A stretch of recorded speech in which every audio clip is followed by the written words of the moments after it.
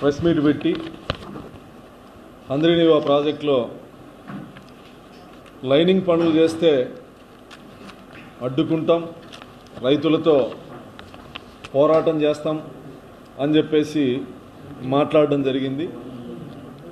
చివరి ఆయకట్టుకు నీరు చేరాలంటే ఖచ్చితంగా లైనింగ్ అనేది అవసరం. లైనింగ్ వల్ల వృధా అయ్యేటువంటి నీరుని ప్రతి చెరువుకి చేర్చే విధంగా లైనింగ్ ఉపయోగపడుతుంది.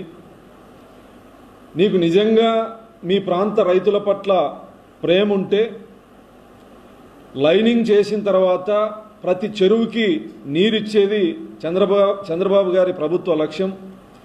నీ చెరువులు, నీ నియోజకవర్గంలో చెరువులు నింపాలని అడగండి, కానీ ప్రతి గ్రామంలో ఉన్న చెరువుకి నీరు లభించడం వల్ల సాగునీరు కానీ తాగునీరుకి కానీ ప్రజలు ఇబ్బంది పడేటువంటి పరిస్థితి ఉండదు, రైతులు ఇబ్బంది పడేటువంటి పరిస్థితి ఉండదు.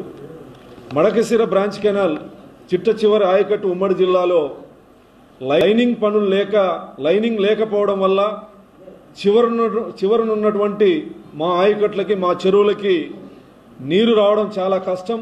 లైనింగ్ ఉంటే ప్రభుత్వం అనుకున్న లక్ష్యం అన్ని చెరువులకి నీరు ఇవ్వాలి, ప్రతి ఎకరాకి నీరు ఇవ్వాలనే లక్ష్యం నెరవేరుతుంది. ఈ పనులు చేస్తే అడ్డుకుంటాం అని చెప్పేసి మాట్లాడుతూ ఉన్నారు. నీకు నిజంగా రైతుల పట్ల చిత్తశుద్ధి ఉంటే గత 5 సంవత్సరాల్లో వైఎస్ఆర్ కాంగ్రెస్ పార్టీ అధికారంలో ఉన్నప్పుడు ఒక్క నీటి చుక్కను కూడా హంద్రీనీవా ద్వారా తీసుకురాలేకపోయారు. లాస్ట్కి జంగిల్ క్లియరెన్స్ కూడా చేయలేకపోయారు, ₹1 వర్క్ చేయలేకపోయారు. లైనింగ్ పనులు మీ ప్రభుత్వం, మీ ముఖ్యమంత్రి దాదాపు 6,500 కోట్ల రూపాయలతో టెండర్ పిలవడం జరిగింది. అప్పట్లో కాంట్రాక్టర్లు ఒకరో ఇద్దరు వచ్చినట్టు గుర్తు, పనికి కూడా భూమి పూజ ఏదో చేసినట్టు గుర్తుంది. మీ మీద నమ్మకం లేక అవి చేయలే. అంటే మీ ముఖ్యమంత్రి ఏ ఉద్దేశంతో లైనింగ్ పనులకు టెండర్లకు పిలిచారు?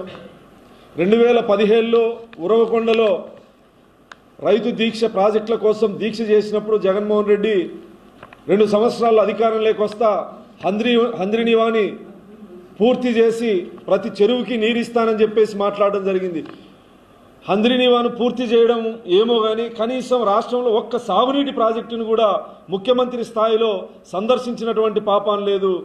సాగునీటి వ్యవస్థని, ప్రాజెక్టులని పూర్తిగా నిర్వీర్యం చేసినటువంటి దుర్మార్గమైనటువంటి ప్రభుత్వం గత ప్రభుత్వం జగన్మోహన్ రెడ్డి అని చెప్పే సందర్భంగా నేను తెలియజేస్తూ, నీకు నిజంగా రైతుల పట్ల చిత్తశుద్ధి ఉంటే, నీకు ఎన్ని చెరువులు ఉన్నాయి, నీకు ఎంత ఆయకట్టు ఉంది, నీ నియోజకవర్గానికి ఎంత నీరు కావాలి అనేది నువ్వు మీ స్థానిక శాసనసభ్యురాలు కానీ అధికారులకు కానీ ప్రభుత్వానికి కానీ విన్నవించి, కానీ ఈ రాష్ట్రంలో నాగార్జున సాగర్ కాలువలు కానీ, ఎస్ఆర్బీసీ కాలువలు కానీ, కేసీ కెనాల్ కాలువలు కానీ, తెలుగు గంగా ప్రాజెక్టులు కానీ ఇవన్నీ లైనింగ్ పూర్తి చేసినటువంటి ప్రాజెక్టులు. లైనింగ్ పూర్తి అయినాయి కాబట్టే ప్రతి ఆయకట్టుకి, చిట్ట చివరనున్న ఆయకట్టుకి నీరుని సులభంగా పంపించడం జరుగుతుంది, ప్రతి చెరువుకి నీరు ఇవ్వడం జరుగుతుంది. మీ ప్రభుత్వంలో లాగా నీటి ప్రాజెక్టులని కాంట్రాక్టుల కోసం, కాసుల కోసం చంద్రబాబు గారి ప్రభుత్వంలో జరగదు.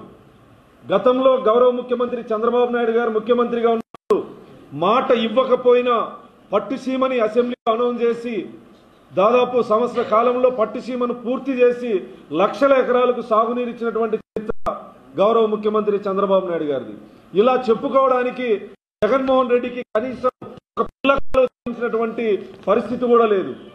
సాగునీటి వ్యవస్థని, ప్రాజెక్టులని పూర్తిగా నిర్వీర్యం చేసి రైతుల్ని సర్వనాశనం చేసినటువంటి అప్పటి ముఖ్యమంత్రి పార్టీలో ఉండి ఈరోజు రైతుల పక్షాన మాట్లాడేటువంటి నైతిక హక్కు వైఎస్ఆర్ కాంగ్రెస్ పార్టీ నాయకులు లేదు, ముఖ్యంగా వైసీపీ రాప్తాడు మాజీ ఎమ్మెల్యేకి అస్సలు లేదు. ఇతన్ని ఉడత ఊపులు, గతంలో పరిటాల సునీత గారు గెలిస్తే మీసం తీసేసుకుంటానని లైవ్లో సవాల్ చేసినటువంటి ప్రకాష్ రెడ్డి ఈరోజు పాపం అతని ఉనికి కోసం ఆరాటం అనిపిస్తా ఉంది. ఏదో 2-3 పేర్లు వినపడతానే రాప్తాడు నుంచి ఇన్ఛార్జిగా తొలగించి ఇతరులకు ఎవరికో ఇస్తామని చెప్పేసి మాట్లాడుతున్నటువంటి తరుణంలో తన ఉనికిని కాపాడుకునే ప్రయత్నంలో రైతుల మీద ప్రేమ ఉన్నట్లు నటిస్తూ ఒక క్షణం కూడా పేపర్ చూడకుండా ప్రెస్ మీట్ పెట్టలేక రైతుల మీద నీకు ఎంత చిత్తశుద్ధి ఉందో అక్కడే అర్థమవుతుంది. కనీసం అది చూసైనా చదవాలి కదా ప్రకాష్ రెడ్డి గారు. నీకు నిజంగా రైతుల పట్ల చిత్తశుద్ధి ఉంటే గత 5 సంవత్సరాల్లో హంద్రీనీవా మీద మీరు ఖర్చు పెట్టినటువంటి ఖర్చు ఎంత? పుంగనూరికి పెద్దిరెడ్డి నీళ్లు తీసుకుపోతా ఉంటే ఆపలేని చౌటలు దద్దమ్మలు ఈరోజు మీరు మాట్లాడుతా ఉన్నారా? లైన్ పనులు పూర్తి చేస్తాం. అనంతపురం ఉమ్మడి జిల్లాలో రైతుల్ని ఆదుకునేటువంటి ప్రభుత్వం చంద్రబాబు నాయుడు గారి ప్రభుత్వం, కూటమి ప్రభుత్వం.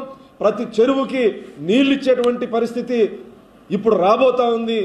లైనింగ్ లేకపోతే అక్కడ ఉన్నటువంటి 10 ఎకరాలకు 10 కిలోమీటర్ల 5 కిలోమీటర్లకు భూగర్భ జలాలు పెరుగుతాయని చెప్పేసి మాట్లాడుతూ ఉన్నావు. అదే లైనింగ్ ద్వారా ప్రతి చెరువుకి నీ నియోజకవర్గంలో నీళ్లు తెప్పించుకోగలిగితే రైతులు సస్యశ్యామలంగా ఉంటారు.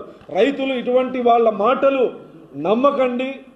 ఇటువంటి అధికారంలో లేనప్పుడు రైతుల పక్షాన ప్రేమను చూపిస్తూ ప్రేమను నటిస్తున్నటువంటి ఇటువంటి రైతు ద్రోహుల్ని, హంద్రీనీవా ద్రోహుల్ని ఈ జిల్లా ఉమ్మడి జిల్లా ఎడారి కావడానికి కారణమైనటువంటి వీళ్లను అనంతపురం ఉమ్మడి జిల్లాలో రైతులు నమ్మేటువంటి పరిస్థితి లేదు. మీరు ఎన్ని డ్రామాలు వేసినా, మీసంతో వచ్చినా, మీసం తీసేసి వచ్చినా మిమ్మల్ని నమ్మేటువంటి పరిస్థితుల్లో అనంతపురం ఉమ్మడి జిల్లా రైతులు లేని సందర్భంగా తెలియజేస్తూ, హంద్రీనీవా జగన్మోహన్ రెడ్డి చివరి ప్లీనరీలో 19లో జరిగినటువంటి ప్లీనరీలో చెప్పినటువంటి మాటలు కానీ, లేదా సాగునీటి ప్రాజెక్టు మాట్లాడినటువంటి మాటలు కానీ అధికారంలోకి వచ్చిన తర్వాత ఏ ఒక్కసారైనా ఏ ఒక్క ప్రాజెక్టు మీద ముఖ్యమంత్రి హోదాలో సమీక్ష చేసినటువంటి పరిస్థితి, ఫీల్డ్కు దేవుడు ఎరుగు సమీక్ష చేసినటువంటి పరిస్థితి ఉందా?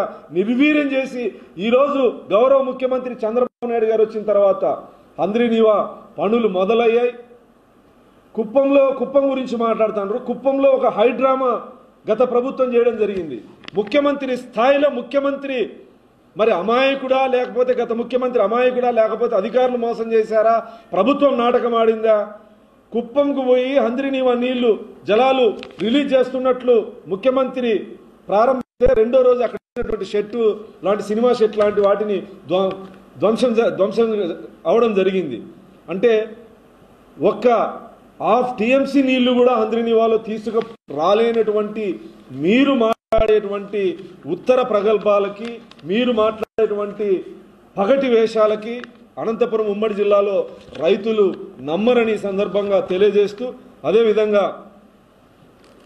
గన్నవరం మాజీ శాసనసభ్యుడు వంశీ వ్యవహారంలో వైఎస్ఆర్ కాంగ్రెస్ పార్టీ నేతలు ఇది కక్ష సాధింపు చర్య, చంద్రబాబు గారి ప్రభుత్వం వైఎస్ఆర్సీపీ నాయకుల మీద కక్ష సాధింపుతో వ్యవహరిస్తా ఉందని చెప్పేసి మాట్లాడడం జరుగుతుంది.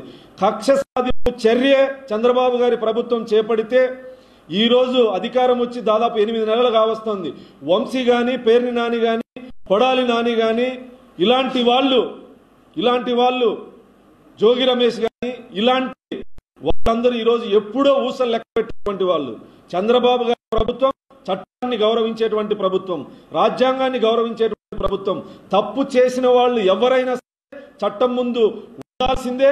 రాబోయే రోజుల్లో ఇంకా అధికారం కదా అని అహంకారంతో వ్యవహరించినటువంటి వాళ్ళు, అధికారాన్ని అడ్డం పెట్టుకొని అవినీతి చేసినటువంటి వాళ్ళు, ప్రజల్ని హింసించినటువంటి వాళ్ళు, ఆ రోజు వ్యవహరించినటువంటి తీరు భాష ఎవరైతే ఉన్నారో వాళ్ళందరినీ ఖచ్చితంగా చట్టం ముందు నిలబెడతాడు చంద్రబాబు నాయుడు గారి ప్రభుత్వం. కానీ కక్ష సాధింపు కాదని చెప్పి సందర్భంగా దళితుల్ని తెలుగుదేశం పార్టీ ఆఫీసుకి నిప్పు పెట్టి, దుండగుల్ని రౌడీల్ని పంపించి దాడి చేయించి సత్యవర్ధననే ఒక దళితుణ్ణి కిడ్నాప్ చేసి కేసు ఉపసంహరించుకోకపోతే చంపుతామని బెదిరిస్తే, ఇది అతను కేసు పెడితే అరెస్ట్ చేస్తే ఇది కక్ష సాధింపు ఎలా అవుతుంది? జగన్మోహన్ రెడ్డి ప్రభుత్వంలో దళితుని చంపి డోర్ డెలివరీ చేసిన చర్యలు ఉండవే కానీ చంద్రబాబు గారి ప్రభుత్వంలో దళితులు జోలికొస్తే వంశీనా వాళ్ళ ఇంకొకరా అని చూసేటువంటి పరిస్థితి ఉండదు. రాబోయే రోజుల్లో ఇంకా కొంతమంది ఆ రోజు అధికారం ఉంది కదా అని విర్రవీగినటువంటి ప్రతి ఒక్కరూ జైలుకు వెళ్ళక తప్పదు. మీరు చేసిన తప్పులకి శిక్ష అనుభవించక తప్పదు.